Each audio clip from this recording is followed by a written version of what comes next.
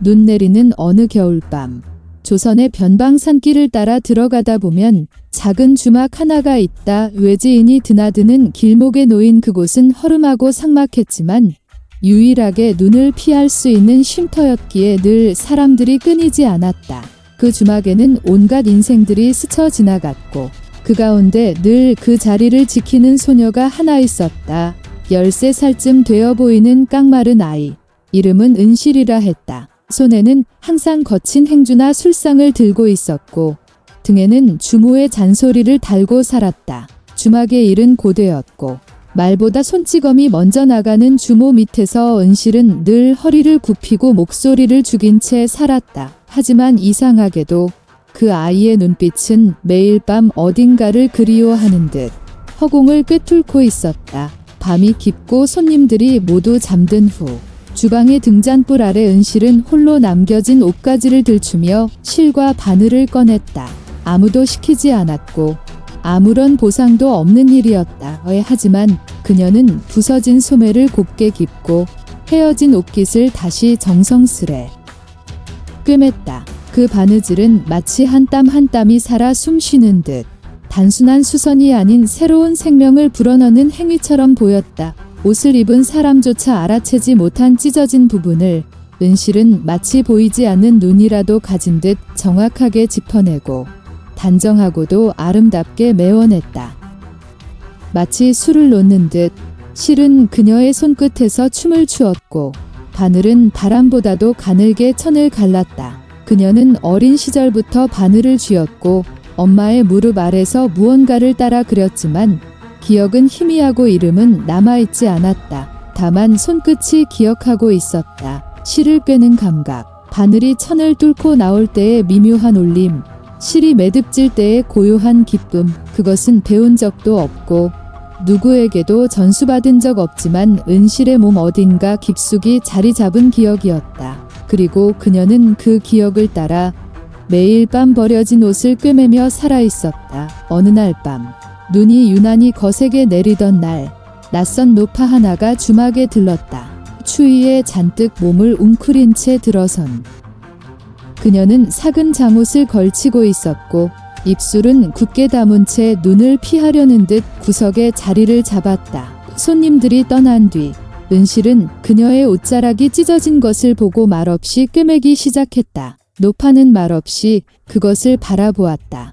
그리고 바느질이 끝난 뒤 은실이 자리를 뜨자 그 노파는 옷자락 안쪽을 들추었다. 거기엔 작은 거북이 하나가 수놓아져 있었다. 작고 정교한 바늘땀. 하지만 그 문양은 평범한 수가 아니었다. 노파는 조용히 숨을 들이켰다. 그 문양은 오직 단 한 사람만이 사용하던 것이었다. 조선 최고의 침선장이자 15해 전 억울하게 죽음을 맞이한 서씨의 손끝에서만 탄생했던 문양, 잊을 수 없는 그 손길이 지금 눈앞에 다시 살아나 있었다. 그 순간 노파의 마음속 어딘가가 울렸다. 15년 전 잃어버린 제자의 피가 이토록 작은 아이의 손끝에서 피어오르고 있다는 사실에 그녀는 충격을 받았다. 운명은 말없이 이어지고 있었고 은실은 아무것도 모른 채 바늘을 놓고 있었다. 하지만 이 밤 이후 그녀의 조용한 바느질은 단순한 수선이 아닌 역사의 물줄기를 바꾸는 서곡이 될 것이었다. 노파는 손끝이 떨렸다. 이 작은 아이의 무심한 바느질 속에 그토록 익숙한 기운이 스며들어 있다는 사실이 믿기지 않으면서도 부정할 수 없었다. 그녀는 거북이 문양을 한참이나 바라보다가 조용히 옷자락을 내렸다. 그리고 생각했다. 설마, 정말 설마 그 아이가 내가 그토록 애타게 찾았던 그 사람의 피부칠한 말인가? 다음 날 노파는 일부러 은실이 일하는 모습을 멀리서 지켜보았다. 허리를 숙이고 걸레를 쥐고 조용히 방을 닦는 아이. 그러나 틈틈이 실을 꺼내 헝겊을 만지작거리는 손놀림에는 단 한 번의 망설임도 없었다. 무언가를 배우기보다는 마치 기억해내는 듯한 움직임. 그건 단순한 솜씨가 아니었다. 그건 몸이 기억하는 장인의 흔적이었다. 노파는 확신하기 시작했다. 이 아이는 서씨의 딸이다. 그렇다면 반드시 시험해야 했다. 이 피는 속일 수 없고 진짜라면 증명할 수 있을 것이다. 그날 밤 노파는 일부러 실타래를 엉켜놓은 채로 은실에게 다가갔다. 은실아, 이것 좀 풀어줄 수 있겠니? 나이가 드니 눈이 잘 안 보여서. 말이야. 노파의 말에 은실은 말없이 고개를 끄덕였다. 그리고 엉킨 실을 손에 들고 조심스럽게 풀기 시작했다. 놀랍게도 단 한 번의 걸림도 없이 은실은 실을 차분히 하지만 정확하게 하나하나 풀어내었다. 겉에서 보면 마냥 뒤엉킨 덩어리였지만 은실은 마치 실의 길과 흐름을 눈으로 보는 듯 가장 효율적인 순서로 실을 풀었다. 그 손놀림을 본 노파는 눈시울이 붉어졌다. 이건 누가 가르쳐줄 수 있는 기술이 아니었다. 태어날 때부터 몸속에 새겨진 재능. 그리고 그 재능이 수련과 통찰을 통해 깨어날 때만 가능한 경지였다. 노파는 아무 말 없이 자신의 품에서 작은 나무 상자를 꺼냈다. 그 안에는 은장으로 장식된 오래된 바늘 한 자루가 들어 있었다. 조선 왕실에 납품되던 침선장의 바늘. 그리고 그 바늘은 원래 서씨의 것이었다. 서씨가 억울하게 죽임을 당하던 날 몰래 그 유품을 챙긴 이는 바로 이 노파였다. 그녀는 그 바늘을 조심스럽게 꺼내 은실의 손에 쥐어주었다. 이 바늘 내 것이란다. 은실은 당황한 표정으로 고개를 저었지만 노파는 단호한 눈빛으로 말했다. 아니야. 그건 너만이 쓸 수 있는 바늘이야. 내 손끝은 그걸 알아볼 거야. 은실은 말없이 바늘을 바라보았다. 손에 감기는 촉감, 균형감, 천을 찌를 때의 미세한 울림 낯설지 않았다. 처음 쥐는 바늘이지만 마치 오래전부터 자신을 기다리고 있었던 도구처럼 느껴졌다. 그 순간 은실은 알 수 없는 감정에 휩싸였다. 눈물은 없었지만 가슴 깊은 곳에서 무언가가 조용히 풀어지기 시작했다. 노파는 그날 밤 아무도 없는 주막 뒤뜰에서 은실에게 서씨의 이야기를 들려주기 시작했다. 15년 전 조선 최고의 침선장이었던 한 여인 정비의 질투와 상궁의 음모에 휘말려 조작된 죄로 참형을 당했던 그 비극. 그 여인은 끝까지 침묵했지만 죽기 직전 뱃속의 아이를 살려달라 간청했다. 그리고 아무도 모르게 한 궁녀가 그 아이를 안고 궁을 빠져나와 세상 속으로 숨겼다. 그 아이가 지금 여기 은실이라는 이름으로 살아있다는 것. 노파는 눈을 감고 속삭였다. 너는 기억하지 못하겠지만 너의 바늘은 기억하고 있어. 그건 피로 이어진 기술이야. 지금부터라도 잊지 마라. 너는 그분의 딸이다. 그 순간 은실은 비로소 바늘을 다시 쥐었다. 이제껏 그저 생계를 위한 바느질이었다면 이제부터는 기억을 되찾기 위한 바느질이 될 것이다. 며칠 뒤 주막에는 새로운 손님이 들이닥쳤다. 그는 말끔한 외모에 두툼한 손가락에 비단 반지를 낀 중년 사내였다. 이 표면상으론 서울에서 내려온 포목 상인이었고 입으로는 늘 단내가 나는 칭찬을 흘렸지만 그의 눈은 언제나 계산으로 번뜩이고 있었다. 그는 주모에게 속삭였다. 그 아이 은실이라 했나? 바느질 솜씨가 제법이더군. 우리 집에 데려가면 잘 먹이고 잘 입히며 장인으로 키워줄 터이니은 미리 넘기면 후하게 보상하겠소. 주모는 망설이지 않았다. 은실은 그녀에게 아이가 아니라 짐이었다. 쓸모가 있다면 그만한 값으로 넘기면 될 일이었다. 그날 밤 은실은 이상한 기운을 느꼈다. 주모는 그녀에게 갑자기 깨끗한 옷을 내주며 말했다. 내일부터 서울로 가야 한다. 좋은 집에서 일할 수 있는 기회란다. 하지만 그 말투엔 온기가 없었고 눈빛은 무언가를 숨기고 있었다. 은실은 조용히 고개를 끄덕였지만 속으로는 불안한 그림자가 짙게 드리웠다. 한편 그 모든 상황을 멀리서 지켜보던 노파는 심상치 않은 낌새에 급히 무언가를 꺼내었다. 작고 낡은 보자기 안에는 15년 전 서씨가 남긴 마지막 유품, 은장 바늘과 함께 있었던 바느질 도안이 있었다. 그 도안은 단순한 수가 아니라 조선 왕실만이 사용할 수 있는 비밀 문양, 그리고 서씨가 억울함을 암시하기 위해 마지막으로 남긴 상징이었다. 노파는 그 도안을 은실에게 넘기며 혹시라도 무슨 일이 생기면 절대 놓치지 말라고 당부했다. 이튿날 새벽, 은실은 상인의 수레에 실려 서울로 향했다. 도중에 만난 이들은 모두 낯설었고 그녀를 보는 시선은 마치 물건을 평가하듯 매서웠다. 결국 도착한 곳은 포목점이 아니라 도심 변두리의 큰 저택. 밖에서는 화려해 보였지만 안으로 들어가자 은실은 알 수 있었다. 이곳은 감옥이었다. 이 문은 잠겼고 창에는 덧창이 쳐 있었으며 그녀가 사용할 도구는 실과 바늘 뿐이었다.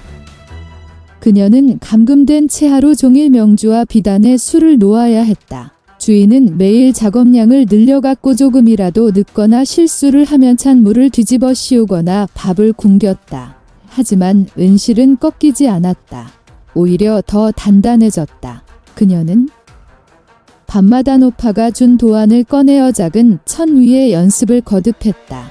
공중에 떠오르는 듯한 실의 흐름, 선과 선 사이에 감정이 스며드는 듯한 자수의 방식. 그것은 일반적인 수가 아니었다. 그녀는 엄마의 손끝을 자신의 손끝에 되살리고 있었다. 그러던 어느 날, 은실은 실수로 남긴 도안 일부를 주인의 딸에게 들키고 말았다. 그 딸은 놀라움과 탐욕이 섞인 표정으로 그 문양을 들여다보며 중얼거렸다. 이걸로 왕실 자수대회에 나가면 상을 탈 수 있겠네. 그리고는 몰래 도안을 훔쳐가 자신의 작품으로 제출해버렸다. 이제 은실은 더 이상 조용히 있을 수 없었다. 도안은 엄마의 마지막 외침이었고 그것을 훔친다는 건 그녀의 기억까지 도둑맞는 일이었다. 그녀는 바늘을 들고 일어섰다. 이제는 침묵이 아니라 자신의 수로 말할 때였다. 서울에서는 매년 한 번 왕실에서 주관하는 자수대회가 열렸다. 이 대회는 단순한 솜씨 자랑이 아니라 왕비와 상궁들이 후계자를 염두에 두고 지켜보는 중요한 행사였다. 왕실 납품을 독점할 수 있는 자격이 주어졌고 승자는 곧 권력과 연결된다는 것을 포목점 주인도 그의 딸도 잘 알고 있었다. 그래서 그들은 은실이 몰래 연습하던 그 도안 15년 전 궁에서 사라졌던 전설의 문양을 자신들의 이름으로 제출하기로 결심한 것이다. 대회 당일 궁궐 안에는 온갖 비단과 자수가 널려 있었고 전국에서 모여든 수공예인들이 각자의 솜씨를 뽐내고 있었다. 오포목점 주인의 딸은 화려한 비단 위에 그 문양을 똑같이 재현했다. 사람들은 숨을 죽이며 그 수를 바라보았다. 실이 살아 움직이는 듯했고 바늘땀마다 생기가 흘렀다. 그녀는 미소를 지으며 속으로 외쳤다.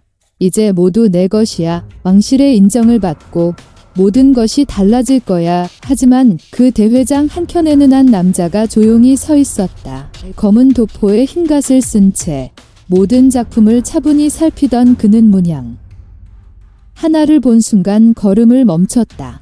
그는 김선비라 불리는 자였다. 왕실의 기록을 연구하며 15년 전 억울하게 죽임당한 침선장 서씨에 관한 진실을 혼자서 파헤치고 있던 학자였다. 그는 단번에 알아보았다. 그 문양은 서씨만이 남길 수 있는 바느질 방식이었다. 무늬의 흐름, 실의 방향, 심지어 선 사이에 담긴 감정까지 서씨의 마지막 흔적과 완벽히 일치했다. 그 순간 김선비는 의심했다. 그 문양이 왜 지금 여기에 있는가? 서씨의 후계자가 존재하는가? 아니면 누군가가 그 흔적을 훔쳐 악용하고 있는가? 그는 곧바로 뒷조사를 시작했다. 오포목점 주인의 출품 경로, 딸의 수업 과정, 심지어 그녀가 제출한 날 사용한 도안까지 추적했다. 그 과정에서 한 가지 이름이 튀어나왔다. 은실 기록에는 없었지만 점원들 사이에서 은밀히 돌던 이름, 밤마다 천장에서 수놓는 아이, 도안 없이 손으로 문양을 그리는 아이.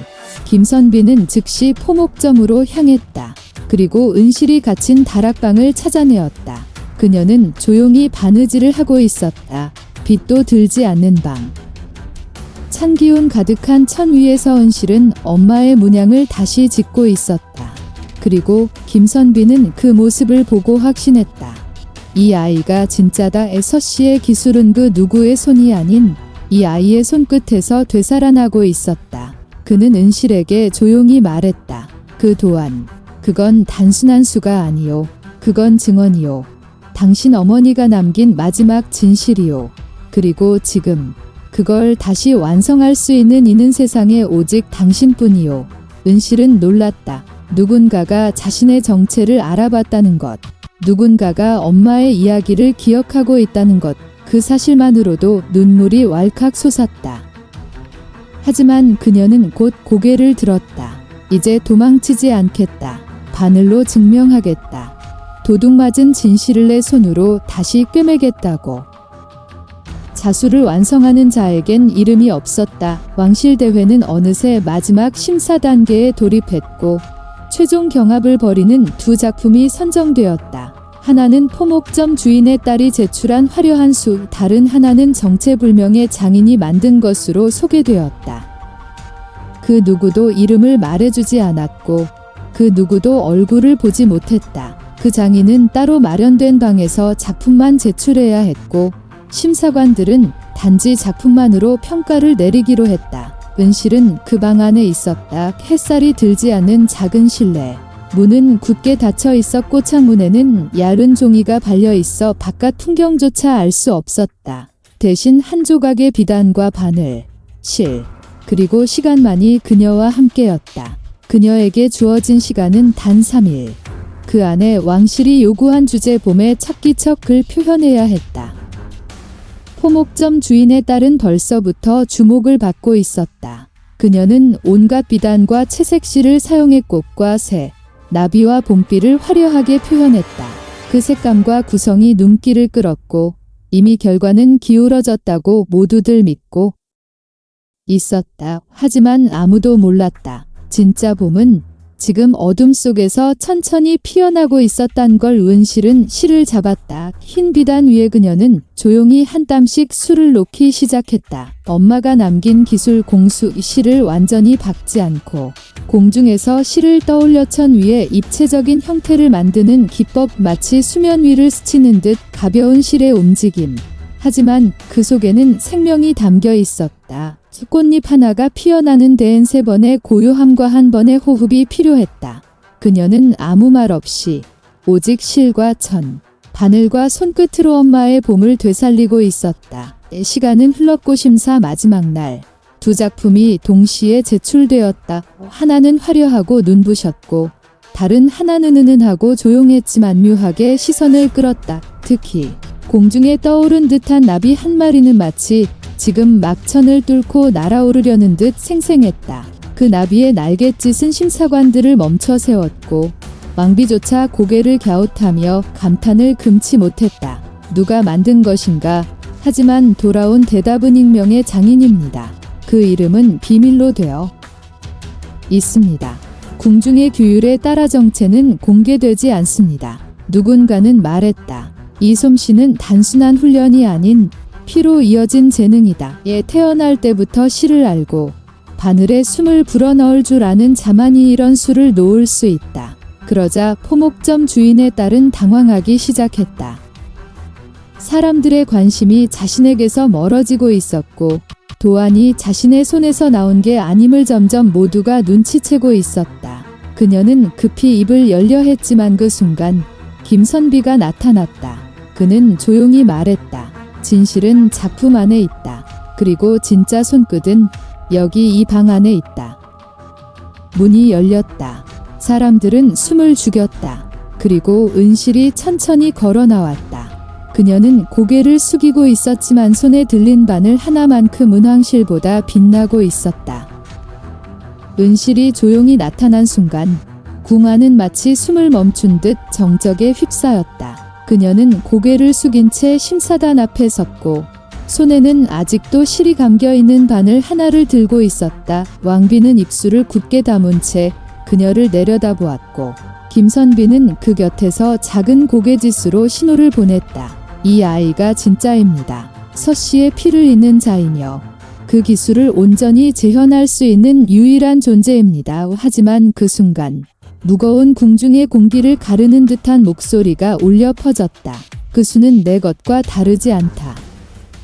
궁중 수장의 자리에 앉아있던 최상궁이 자리에서 일어나 은실을 향해 단호하게 외쳤다. 서씨가 남긴 수, 그 수의 뿌리는 내가 가르친 것이다. 이 아이의 솜씨는 새롭지 않다. 지금이라도 내 손끝으로 그보다 더한 수를 보여줄 수 있다. 사람들은 술렁였고 왕비는 흥미로웠다는 듯 조용히 입을 열었다. 그렇다면 보여주시지요. 이 아이와 겨루어 진정한 궁중자수의 주인을 정해보는 것도 나쁘지 않겠군요. 그리하여 은실과 최상궁 의세기의 자수 대결이 시작되었다. 시간은 단 6시간의 주제는 잊혀진 계절. 두 사람은 각자의 공간에서 비단 한 폭과 실 한 탈에 바늘 한 자루만을 가지고 자신의 계절을 천 위에 새겨 넣어야 했다. 최상궁은 노련했다. 수십 년간 왕실에서 술을 놓아온 손끝은 흔들림 없고 정교하며 속도 또한 빨랐다. 꽃잎의 윤곽을 잡고 인맥을 섬세하게 겹쳐가며 봄과 여름의 생동감을 자수로 완성해내고 있었다. 하지만 은실은 다르게 시작했다. 그녀는 천 위에 바로 술을 놓지 않았다. 잠시 눈을 감고 천을 가만히 어루만지며 그 위에 계절의 흔적을 느꼈다. 그리고 아주 천천히 바늘을 들어 한 땀 한 땀 늦가을에 빛바랜 나뭇잎을 그려가기 시작했다. 그녀는 찬 공기 속에서 떨어진 낙엽의 외로움을 표현했고 첫서리가 맺히는 순간의 정적을 실로 엮어냈다. 마지막으로 겨울로 넘어가는 시간에 문턱에 잊혀진 꽃 한 송이를 올렸다. 그 꽃은 무채색의 계절 속에서 유일하게 남아있는 기억처럼 조용하지만 선명하게 피어나고 있었다. 그러나 대결 막판 누군가 은실의 실을 엉키게 만든 것이 드러났다. 최상궁의 하녀가 다락에 몰래 들어와 실타래를 밖에치기 한 것이다. 은실은 깨달았지만 입을 다물었다. 대신 피로 물든 손가락으로 남은 천 위를 메웠다. 손가락 끝이 찢어지고 붉은 피가 실과 섞여 하얀 비단을 적셨다. 그 피 위에 은실은 어머니의 마지막 문양을 다시 그렸다. 그건 단순한 수가 아니었다. 15년 전 잘려나간 진실. 엄마의 억울한 죽음을 세상에 다시 꿰매는 손길이었다. 시간이 다 되었고 두 사람의 작품이 심사대에 올려졌다. 최상궁의 작품은 완벽했지만 예상 가능한 구성과 색감이었다. 반면 은실의 자수는 한 송이 붉은 꽃이 하얀 눈 위에 떨어진 듯 모두의 가슴을 울렸다. 왕비는 한참을 말없이 바라보다가 마침내 조용히 입을 열었다. 잊혀진 계절은 이 아이의 바늘에 있었다. 그 말과 함께 궁 안은 다시 한번 고요한 술렁임으로 가득 찼다. 대결이 끝난 뒤에도 궁 안의 공기는 쉽게 가라앉지 않았다. 사람들은 은실의 작품에서 이유를 알 수 없는 슬픔과 분노를 동시에 느꼈고 그 감정의 근원을 찾지 못한 채 서로의 얼굴만 바라보고 있었다. 왕비 역시 마찬가지였다. 그녀는 최상궁의 자수를 오래 보았고 이내 은실의 비단으로 시선을 옮겼다. 그리고 그 순간 아주 미세한 차이를 발견했다. 은실의 수에는 왕실에서 쓰지 않는 한 가지 선이 있었다. 바늘이 천을 뚫고 나오기 직전 의도적으로 남겨진 아주 작은 여백. 그 여백은 궁중 침선의 규범에서는 허용되지 않는 것이었지만 왕비는 기억해냈다. 아주 오래전, 아직 중전이 되기 전 한 벌의 옷에서 본 적이 있는 수법. 그 옷은 서씨가 마지막으로 남겼던 예복이었다.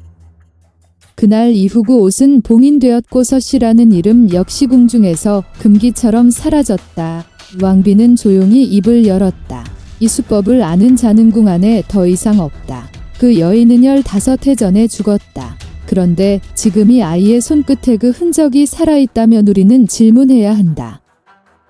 누가 거짓을 말하고 있는가? 그 말이 끝나자 최상궁의 얼굴이 굳어졌다. 그녀는 한 발짝 물러섰고 그 순간 김선비가 앞으로 나섰다. 그의 손에는 작은 나무 상자가 들려 있었다. 그는 상자를 열어 안에 든 것을 바닥에 올려놓았다. 부러진 은장 바늘 하나. 그 바늘은 침선장 서씨가 처형되던 날 궁중 마루에서 발견된 물건이었다. 공식 기록에는 그 바늘의 주인이 밝혀지지 않았지만 김선비는 오랜 조사 끝에 그 바늘이 최상궁의 것이었음을 알아냈다. 서씨가 죄를 자백했다는 그날 실은 자백이 아니었다. 그녀는 끝까지 침묵했고 그 침묵을 깨기 위해 누군가 그녀의 손을 꺾었다. 그리고 그 과정에서 은장 바늘이 부러졌다. 그 증거를 감추기 위해 사건은 조작되었고 서씨는 죄인이 되었다. 김선비의 설명이 이어질수록 대전은 숨소리조차 들리지 않을 만큼 조용해졌다. 사람들은 이제야 이해했다. 왜 그날 이후 서씨의 작품이 모두 사라졌는지와 그 기술이 갑자기 궁중에서 끊겼는지 최상궁은 더 이상 말을 잇지 못했다. 그녀는 떨리는 손으로 자신의 바늘집을 열었고 그 안에는 부러진 바늘과 맞물리는 또 하나의 은장 파편이 들어 있었다.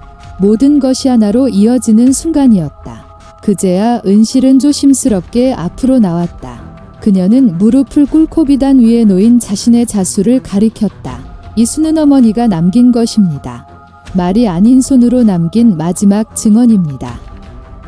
저는 그걸 다시 완성했을 뿐입니다. 유황비는 한참 동안 아무 말도 하지 않았다. 그 침묵은 15해 동안 서씨가 감당해야 했던 침묵과 닮아 있었다.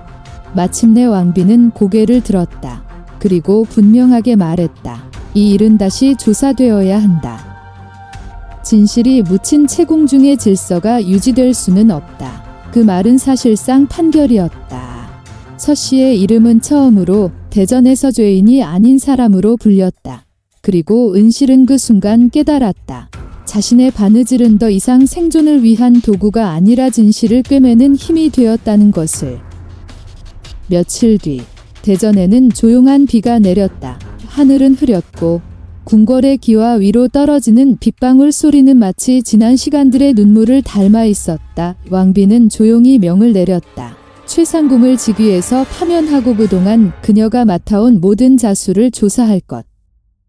그리고 서씨 사건에 대해 공식적인 진실 규명을 시작할 것. 그 명령은 궁중의 오래된 침묵을 깨뜨리는 첫걸음이었다. 최상궁은 스스로 무릎을 꿇었다. 그녀는 말하지 않았다. 어쩌면 이미 오래전부터 이 날이 오리라는 걸 알고 있었을지도 모른다. 은실은 그 모습을 멀리서 바라보았다. 한때 어머니의 친구였고 동료였으며 결국 배신자가 되어버린 사람이 그녀의 눈엔 눈물도 없었고 분노도 없었다. 오직 허망함과 그 너머의 깊은 후회만이 고요히 흐르고 있었다. 한편 왕비는 은실을 따로 불렀다. 그녀는 침묵 속에서 오래 은실을 바라보다가 드디어 입을 열었다. 너는 궁에 남을 수도 있다. 어머니의 뒤를 잇고 왕실의 침선을 책임지는 장인이 될 수 있다. 내 기술은 이미 그것을 증명했고 이제 이름도 지워지지 않을 것이다. 은실은 그 말을 듣고 한참을 생각했다. 한때는 바늘이 굶주림을 막기 위한 수단이었다. 그 후에는 기억을 붙잡기 위한 줄기였고 이제는 진실을 꿰맨 손끝이 되었다. 하지만 궁궐 안에서 자신의 바늘이 어디까지 날아갈 수 있을까?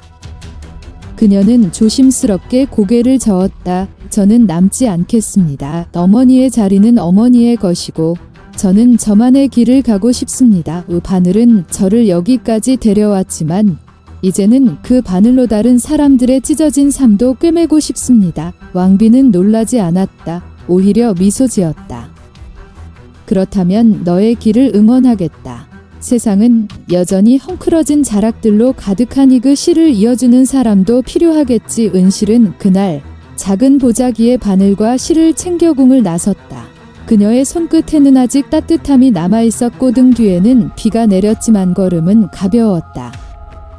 그녀는 세상으로 돌아갔다. 주막도, 산길도, 사람들이 있고 지낸 골목도 그곳에서 그녀는 찢어진 소매를 꿰매고 해진 마음을 기웠다. 사람들은 처음엔 그녀를 이상하게 바라보았지만 곧 알게 되었다. 그녀의 실에는 단지 천이 아니라 이야기가 함께 깃들어 있다는 것을. 그리고 어느 날 어느 아이가 물었다.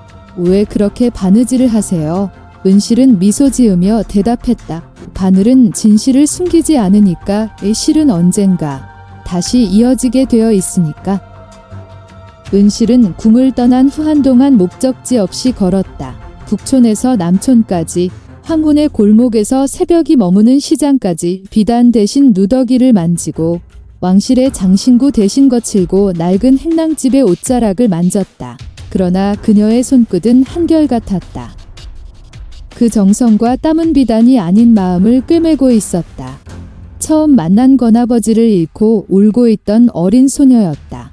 그녀는 어머니의 저고리를 꼭 껴안고 있었지만 찢어진 옷자락은 마치 울음처럼 길게 찢어져 있었다. 은실은 조용히 다가가 그 저고리를 받아 들고 햇살 아래 작은 바느질을 시작했다. 단순한 꿰맴이 아니라 그 찢어진 흔적에 작은 해바라기를 수놓았다. 그날 이후 소녀는 매일 그 옷을 껴안고 잠들었고 그 해바라기는 마치 잃어버린 아버지의 따스한 손길처럼 가슴을 감싸주었다. 그 다음은 이별 앞에서 말없이 울던 노부부였다. 아내는 눈이 보이지 않았고 남편은 곧 세상을 떠날 병을 앓고 있었다. 그들은 결혼할 때 입었던 옷을 다시 꺼내어 입고 싶어 했다. 하지만 그 옷은 너무 오래되어 실밥이 풀리고 색도 바랬으며 시간에 짓눌려 있었다. 은실은 그 옷을 받았다. 그리고 색은 그대로 두대 풀린 실밥 위에도 사람의 이름을 수놓았다. 노인은 그 옷을 입고 아내의 손을 잡았다. 아무 말 없이. 하지만 눈물보다 깊은 인사를 남긴 채 눈을 감았다. 그 이후로 사람들은 술을 놓는 소녀에 대한 이야기를 하기 시작했다. 그녀는 어디에도 속하지 않았고 이름조차 묻히기 일쑤였지만 누구의 삶에 든 작은 무늬 하나를 남기고 갔다. 단순한 꽃이나 나비가 아니라 기억, 사연, 후회, 바람 같은 것들 누군가는 말했다. 그녀의 수는 천 위에 그려진 기도가 아니라 살아있는 사람의 심장 속에서 피어난다. 그리고 사람들은 그녀가 남기고 간 자수 조각들을 행운의 부적처럼 간직했다. 어떤 이는 그 자수 덕분에 잃어버린 가족을 다시 만났고 또 어떤 이는 죽고 싶던 날 그 조각 하나로 살고 싶다는 마음을 되찾았다고 했다. 그러나 세상이 다 그렇듯 어디서든 평화를 시기하는 자들이 있었다. 어느 포목상인은 은실의 수가 시장의 물가를 흔든다며 그녀를 무허가 장인으로 고발했고 지방관리는 그녀가 백성의 마음을 빼앗는다는 이유로 궁중으로 소환해 조사해야 한다는 상소를 올렸다. 그리고 그 상소는 왕비의 손에까지 들어갔다. 그녀는 오랫동안 그 자수를 바라보다 결국 단 한마디를 남겼다. 그 아이를 다시 데려와야 하겠군. 한편 은실은 산골 마을 외진 곳에서 한 아이의 병든 어머니를 위해 옷 한 벌을 꿰매고 있었다. 그 순간 말을 탄 군사들이 그녀를 둘러쌌다. 왕실의 명으로 모시러 왔습니다. 그녀는 조용히 바늘을 놓았다. 운명의 실은 다시 또궁을 향해 당겨지고 있었다. 은실이 다시 궁으로 들어섰을 때 15해 전 어머니가 끌려가던 그 길과 그림자까지 닮아 있었다에 달라진 것은 단 하나. 그녀의 발걸음이었다. 더 이상 숨거나 떨지 않았고 그 손에는 자신이 선택한 바늘이 들려 있었다. 그것은 운명에 끌려온 자의 걸음이 아니라 스스로 길을 정한 자의 걸음이었다. 왕비는 조용히 그녀를 맞이했다. 침전엔 이전과 달리 수많은 천과 실, 문양도안이 정돈되어 있었고 중심에는 비단 한 폭이 놓여 있었다. 왕위에 오를 세자의 골룡포를 위한 천이었다. 왕비는 말했다. 이 나라의 새로운 시대를 여는 옷이다. 그 첫 바늘은 그 누구도 아닌 너의 손으로 시작되길 바란다. 은실은 잠시 말이 없었다. 그리고 천을 가만히 어루만졌다. 이 천은 권력을 위한 것이었고 책임을 상징했고 그 위에 놓이는 무늬 하나하나는 곧 이 나라의 얼굴이 될 것이다. 그녀는 그제야 이해했다. 이 바늘은 그저 꿰매는 도구가 아니다. 이건 말을 대신하는 펜이고 시간을 이은 시리자 역사를 엮는 손끝이었다. 이 며칠 뒤 작업이 시작되었다. 궁의 가장 깊은 곳. 침선장들의 손도 닿지 않는 방에서 은실은 단 한 사람, 단 하나의 실로 골룡포를 수놓기 시작했다. 그녀는 가장 먼저 어머니가 생전에 남긴 도안 중봉황이 뜨는 형상을 중심에 배치했다. 그리고 그 둘레를 민초들의 삶과 희망을 상징하는 무늬들로 채웠다. 장터의 해바라기, 눈 내리는 고개 마을의 소나무, 그녀가 지나쳐온 수많은 이름 없는 얼굴들이 천 위에 조용히 피어나기 시작했다. 작업은 석 달이 걸렸다. 그 어느 때보다 조용하고 단 한 땀도 허투루 지나가지 않았다. 마지막 날, 은실은 손에 피를 묻히며도 끝까지 바늘을 놓지 않았다. 마지막 시를 매듭 지을 때왕비가 곁에서 물었다. 이제 이 옷은 역사로 남는다. 너의 이름을 남기고 싶지 않느냐? 그녀는 고개를 들었다. 오랜 망설임 끝에 작은 천조각의 글자를 자수로 새겼다. 서원실 그것은 어머니의 성과 자신의 이름이 하나 된 작은 선언이었다. 이 며칠 후 곤룡포는 새로운 왕에게 입혀졌다. 그 옷을 입은 왕은 백성 앞에 섰고 백성들은 처음으로 그 곤룡포의 옷자락 아래작게 새겨진 한 여인의 이름을 보았다. 그 이름은 소리 없이 전해졌고 사람들은 수군거렸다. 바느질 하나로 역사를 바꾼 아이. 이름도 없이 시작했던 소녀가 마침내 역사의 옷에 자신의 흔적을 남겼다. 은실은 다시 떠났다. 이번엔 더 이상 쫓기지 않았고 더 이상 기억에 붙들리지도 않았다. 그녀는 매듭 하나 남기지 않은 채바늘 하나, 실 한 타래만을 들고 세상 속으로 걸어갔다. 그리고 사람들이 잊었을 법한 낡은 바지 하나, 찢어진 조각보 하나 위에서 다시 조용히 자수 하나를 시작했다. 왜냐하면 그녀는 알고 있었다. 바늘은 멈추지 않는다. 실은 언제나 새로운 무늬를 찾아 흘러가야 한다는 것을.